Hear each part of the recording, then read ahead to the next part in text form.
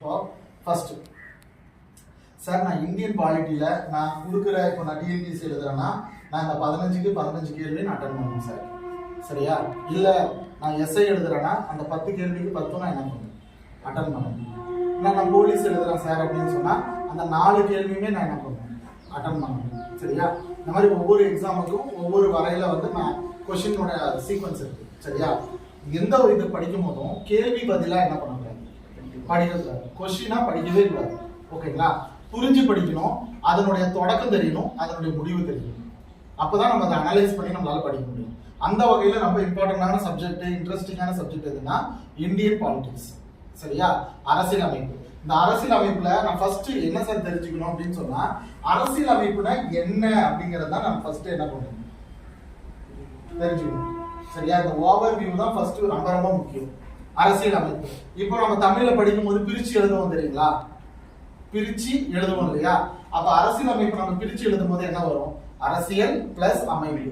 அப்ப அமைப்பு அப்படின்னு சொன்னா நம்ம நாட்டுல அரசியல் எப்படி வந்து அமைப்பா வந்து இருக்குன்றதுதான் நம்மளுக்கு என்னது கான்செப்ட்.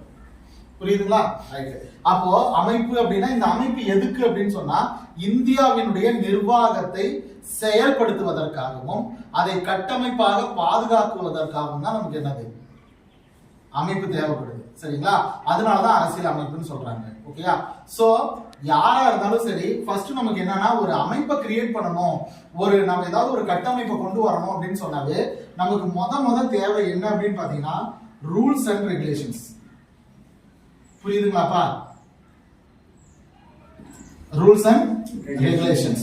அப்போ இந்தியா மாதிரியான ஒரு நாட்டுல என்ன மாதிரியான சார் ரூல்ஸ் அண்ட் ரெகுலேஷன்ஸ் போடணும் அப்படின்னா, இந்திய நாட்டுல இருக்கிற மக்களுடைய என்ன மொழி பேசுறாங்க, அவங்க என்ன சமயத்தை பின்பற்றுறாங்க, அவங்க எந்த மாதிரியான மனநிலையில இருக்காங்க, இங்க அந்த சமூகம் வந்து எப்படி இருக்கு அப்படிங்கறத தெரிஞ்சுதான் என்னத்தை போட முடியும், ரூல்ஸ் அண்ட் ரெகுலேஷன்ஸ் போட முடியும். சோ இதை ஸ்டடி பண்ணணும் இல்லையா?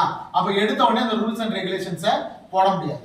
சோ ஃபர்ஸ்ட் என்ன பண்றாங்கன்னா ஸ்டடி பண்ண போறாங்க. ஏன்னா நம்ம காலங்காலமா ஆங்கிலேயனுடைய அடக்குமுறையில நம்ம இருந்தோம். எப்ப அப்படின்னு பாத்தீங்கன்னா கிட்டத்தட்ட 1600 இருந்து நம்ம தொடங்குது இல்லைங்களா? போர்ச்சுகீஸ் உள்ள வந்தது அதுக்கு முன்னாடியே. ஓகேயா?